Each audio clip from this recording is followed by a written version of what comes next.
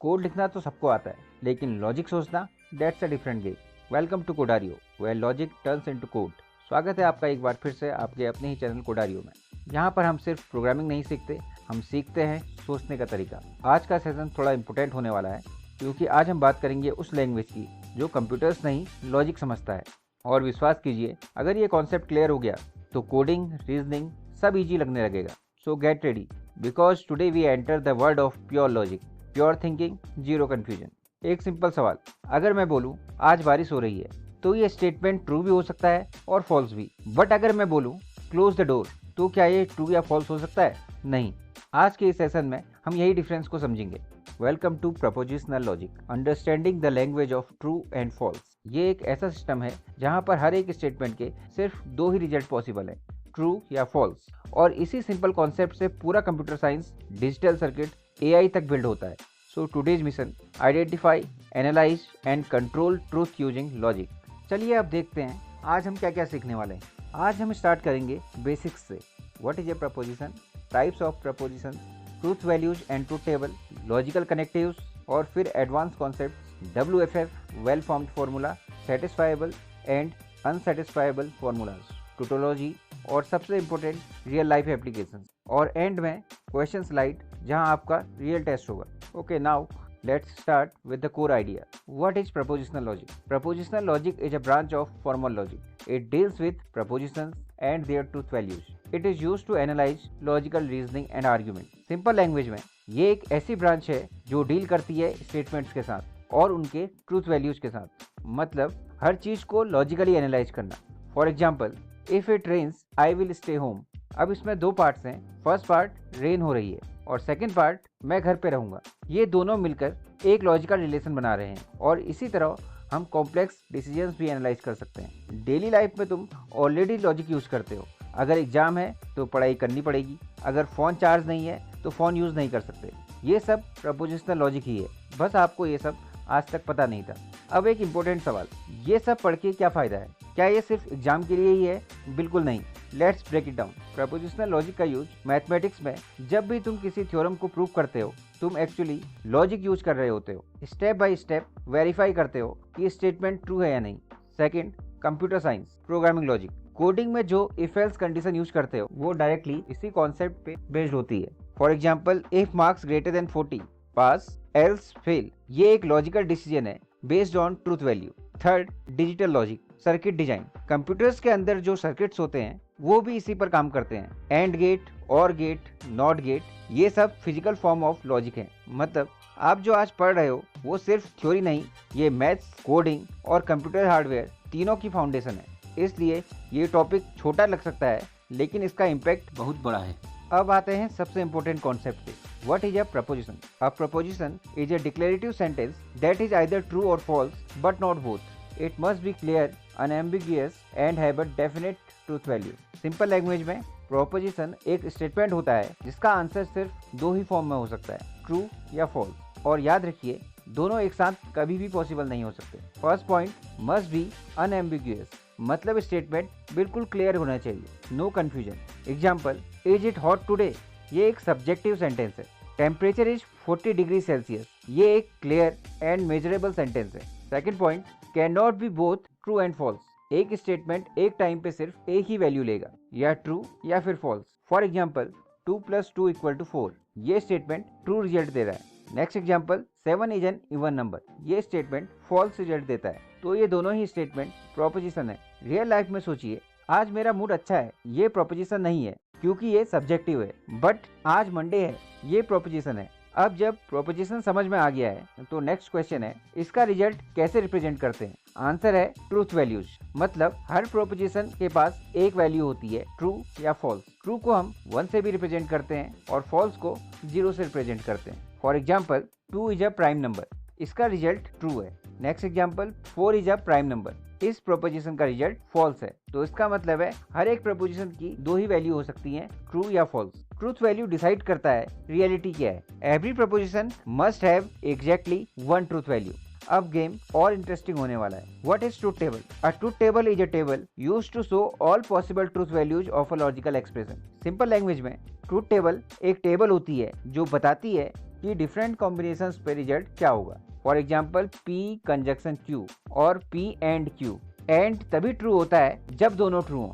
आप इस truth table में देख सकते हैं, यहाँ पर दो प्रपोजिशन है P और Q, और इन दो प्रपोजिशन के लिए पॉसिबल कॉम्बिनेशंस हैं 0 0, 0 1, 1 0 और 1 1।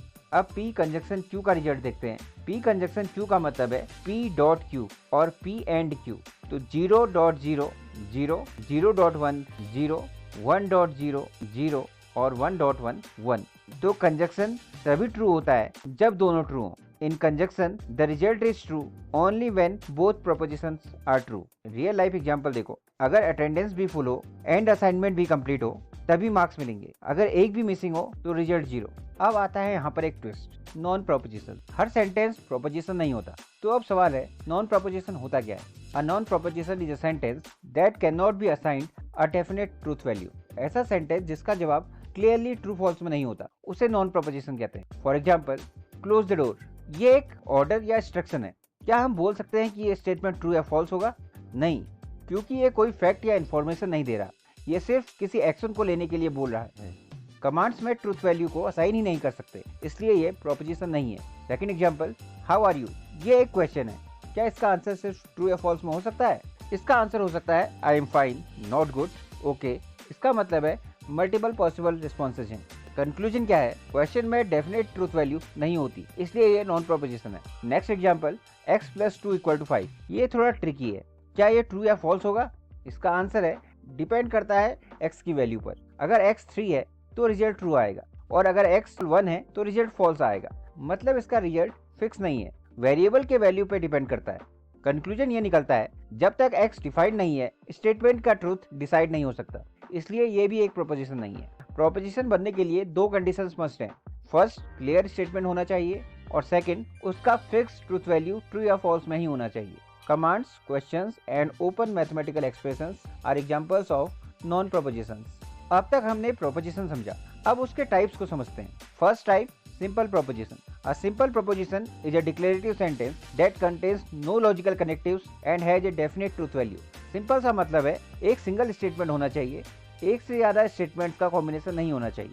इसमें कोई एंड और नॉट यूज नहीं होता, बस एक सीधा सा sentence. For example, 3 is a prime number. ये एक क्लियर सेंटेंस है और इसका रिजल्ट ट्रू या फॉल्स में डिसाइड होता है। So this is a perfect example of simple proposition. Simple proposition propositional logic का बिल्डिंग ब्लॉक है। यही बेस तैयार करता है सब कॉम्प्लेक्स लॉजिक का। अब जब सिंपल प्रोपोजिशन समझ आ गया, so let's level up. Second type है compound proposition. A compound proposition is formed by combining 2 or more simple proposition using logical connectives. इसका मतलब है कंपाउंड प्रोपोजिशन सिंपल प्रोपोजिशंस का एक कॉम्बिनेशन होता है। कंपाउंड प्रोपोजिशन बनाने के लिए लॉजिकल कनेक्टिव्स का यूज होता है। For example, P conjunction Q। यहाँ P और Q दो स्टेटमेंट हैं और दोनों मिलकर एक नया सेंटेंस या एक नया प्रोपोजिशन बनाते हैं। इसे हम कहते हैं compound proposition. Real life example देखिए, मैं एग्जाम पास करूंगा और पार्टी भी दूंगा। यहाँ पर दो सेंटेंस हैं। पहला सेंटेंस मैं एग्जाम पास करूंगा और दूसरा सेंटेंस पार्टी भी दूंगा। दोनों कंडीशंस मिलके एक कंपाउंड स्टेटमेंट बनाते हैं। अब असली गेम यहाँ से स्टार्ट होता है, logical connectives. Logical connectives are symbols used to combine or modify prepositions to form complex logical expressions. ये वो टूल्स हैं जो सिंपल स्टेटमेंट्स को कनेक्ट करते हैं और फाइनल रिजल्ट डिसाइड करते हैं। इन्हीं कनेक्टिव्स को यूज करके हम सिंपल प्रपोजिशंस को कंबाइन करके कंपाउंड प्रपोजिशन बनाते हैं। The 5 core connectives are conjunction, disjunction, negation, implication and biconditional. चलिए अब स्टार्ट करते हैं फर्स्ट कनेक्टिव से, नेगेशन या फिर not. Negation is a unary operator that reverses the truth value of a given proposition. ये सबसे सिंपल है लेकिन सबसे पावरफुल है। नेगेशन का काम क्या है? ट्रूथ वैल्यू को उल्टा कर देना, ट्रू को फॉल्स कर देना और फॉल्स को ट्रू कर देना। आप स्क्रीन पर एग्जांपल देख रहे हैं, 5 इज अ प्राइम नंबर, तो इसका नेगेशन होगा 5 is not a prime number. आप नेगेशन कनेक्टिव की ट्रूथ टेबल देख सकते हैं।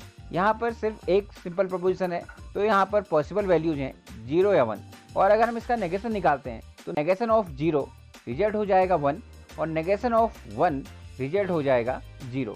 तो आप देख सकते हैं, negation of P is a statement that is true when P is false and false when P is true. अब बात करते हैं एक स्ट्रिक्ट कनेक्टिव की, कंजक्शन।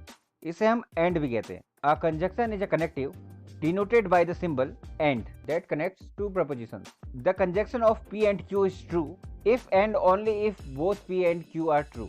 इसका मतलब है एंड तभी ट्रू होगा जब दोनों प्रपोजिशंस ट्रू होंगे। चलिए पहले एक एग्जांपल देखते हैं। यहाँ पर दो सिंपल प्रपोजिशंस हैं। फर्स्ट है p 2 is a prime number और सेकंड प्रपोजिशन है q 4 is an even number. तो यहाँ पर हम एक कंपाउंड प्रपोजिशन बना रहे हैं और यहाँ पर कंजक्शन एक कनेक्टिव है जो इन दोनों सिंपल प्रपोजिशंस को कनेक्ट करता है।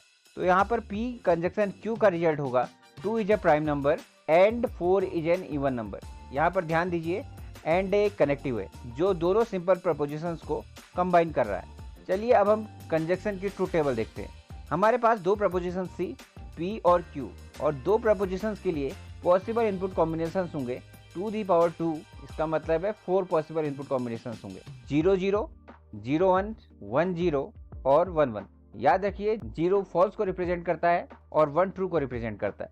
अगर हम थर्ड कॉलम में p कंजक्शन q का रिजल्ट देखें तो इसका मतलब है p डॉट q या p एंड q। तो यहाँ पर आप लास्ट कॉलम में रिजल्ट देख सकते हैं 0 0 0 1। इसका सीधा सा मतलब है एंड तभी ट्रू होगा जब दोनों प्रपोजिशंस ट्रू हों। अगर एक भी फॉल्स तो रिजल्ट फॉल्स। एंड एक स्ट्रिक्ट टीचर की तरह है, सब कंडीशन सेटिस्फाई होनी चाहिए। अब मिलते हैं एंड के अपोजिट नेचर वाले कनेक्टिव से, disjunction. A disjunction is a connective denoted by the symbol or that connects two propositions. The disjunction of p and q is true if at least one is true. इसका मतलब है डिजक्शन का result true होगा जब कम से कम एक true हो। चलिए एक एग्जांपल देखते हैं। यहाँ पर दो प्रपोजिशंस हैं। First preposition p 2 is a prime number और सेकंड प्रपोजिशन है q 9 is a prime number. अब अगर हम डिजक्शन की मदद से एक कंपाउंड प्रपोजिशन बनाते हैं p और q, तो कंपाउंड प्रपोजिशन होगी 2 इज अ प्राइम नंबर और 9 इज अ प्राइम नंबर। यहाँ पर और एक लॉजिकल कनेक्टिव है जो दो सिंपल प्रपोजिशंस को मिलाकर एक कंपाउंड प्रपोजिशन बना रहा है। चलिए अब देखते हैं डिजक्शन की ट्रू टेबल। आप अपनी स्क्रीन पर डिजक्शन की ट्रू टेबल देख सकते हैं। हमारे पास दो प्रपोजिशंस हैं p और q। इनकी ट्रूथ वैल्यूज हैं 0 0 0 1 1 0 और 1 1। अब हमें फाइंड करना है p डिजक्शन q और p और q। p और q में अगर एक भी प्रपोजिशन ट्रू हो तो रिजल्ट ट्रू होता है। फॉर एग्जाम्पल फर्स्ट केस में दोनों ही प्रपोजिशन फॉल्स हैं तो रिजल्ट फॉल्स होगा, मतलब 0। सेकंड केस में फर्स्ट प्रपोजिशन फॉल्स है लेकिन सेकंड ट्रू है तो यहाँ पर रिजेक्शन का रिजल्ट होगा 1। सिमिलरली थर्ड केस में फर्स्ट ट्रू सेकंड फॉल्स तो रिजल्ट होगा ट्रू और लास्ट केस में दोनों ही प्रपोजिशन ट्रू हैं तो रिजल्ट आएगा ट्रू। रियल लाइफ एग्जांपल में देखिए, तुम चाय पियोगे या कॉफी, मतलब दोनों में से कोई भी चलेगा। डिजक्शन या और एक फ्लेक्सिबल कंडीशन है, एक भी सही हो तो काम हो जाएगा। अब आता है सबसे कंफ्यूजिंग कॉन्सेप्ट, इम्प्लीकेशन या conditional. An implication is a connective which is denoted by imply symbol. For example, P implies Q.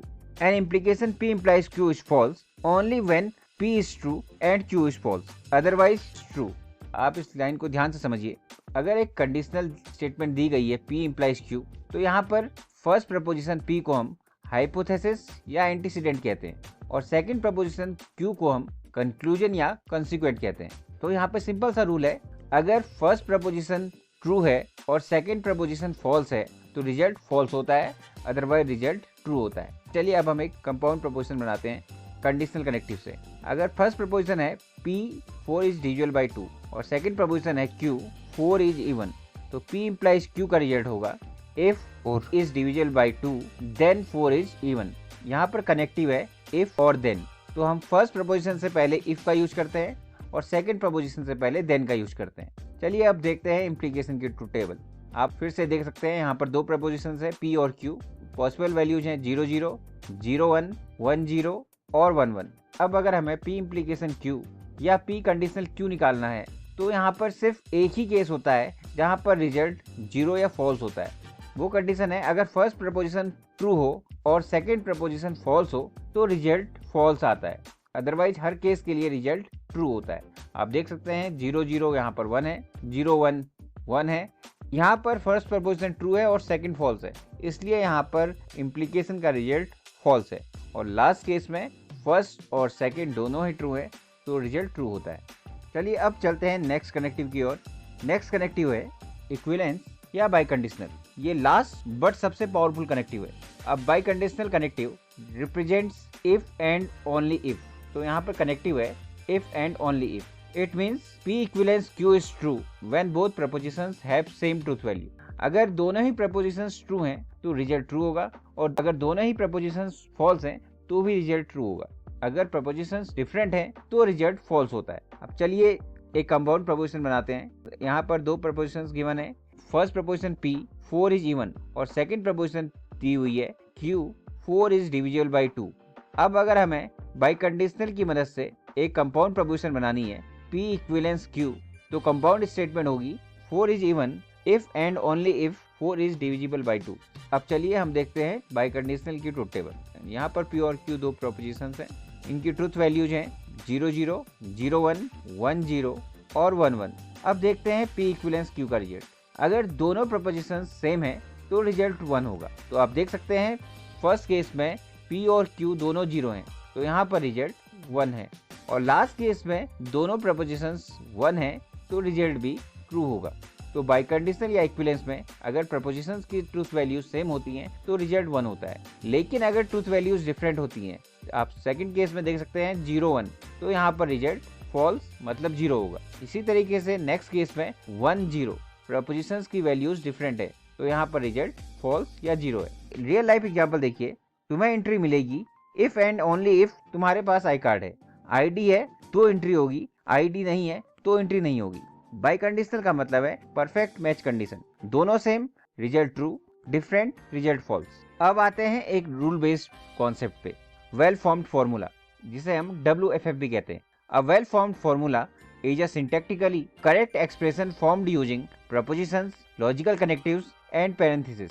Simple language में WFF का मतलब है करेक्ट लॉजिकल सेंटेंस, मतलब जो सिंटैक्स के रूल्स फॉलो करे, proper variables plus connectives plus brackets हों।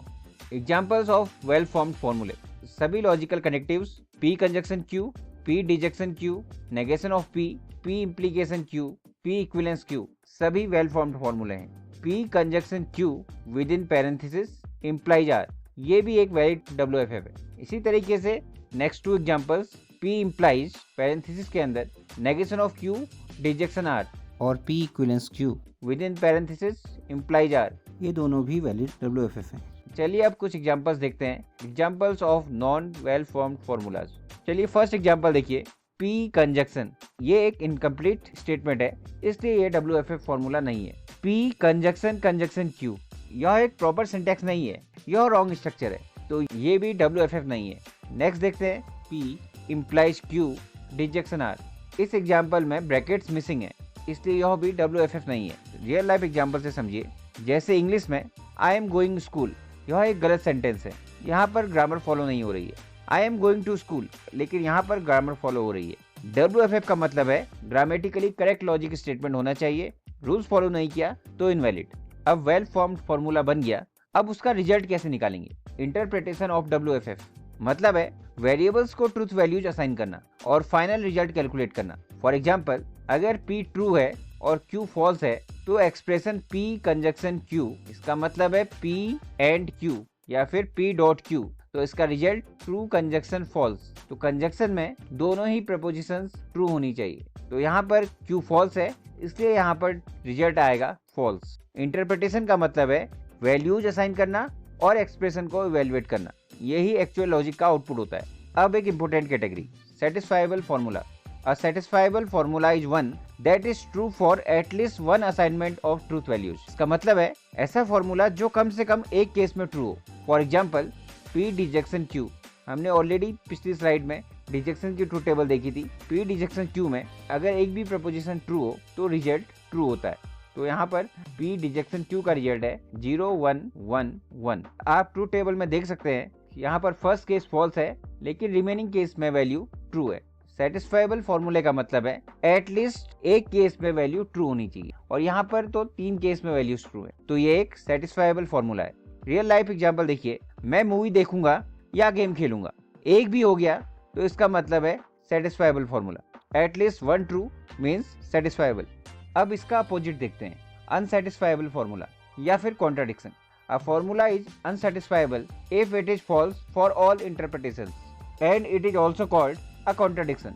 इसका मतलब है ऐसा फॉर्मूला जो हर केस में फॉल्स हो।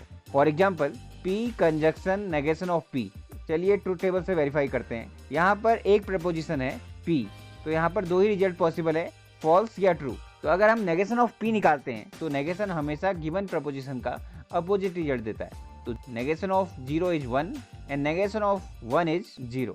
चलिए अब हम इन दोनों कॉलम्स को कंजक्शन से कनेक्ट करते हैं। P कंजक्शन नॉट P, हमने कंजक्शन में पढ़ा था अगर दोनों प्रपोजिशंस ट्रू हो तभी रिजल्ट ट्रू होता है। आप देख सकते हैं फर्स्ट प्रपोजिशन फॉल्स है लेकिन सेकंड ट्रू है तो रिजल्ट फॉल्स ही होगा।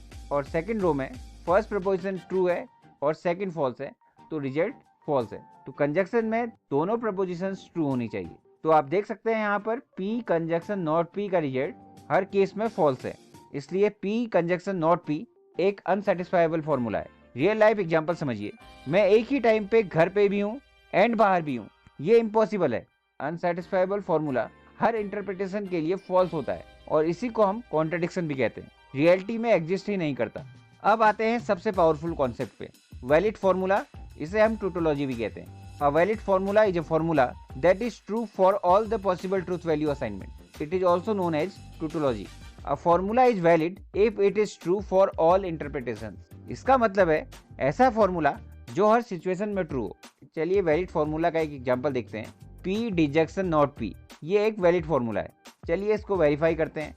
यहाँ पर एक प्रपोजिशन है P, तो पॉसिबल इनपुट वैल्यूज होंगी 0 और 1। Negation of P, negation of 0 is 1 and negation of 1 is 0।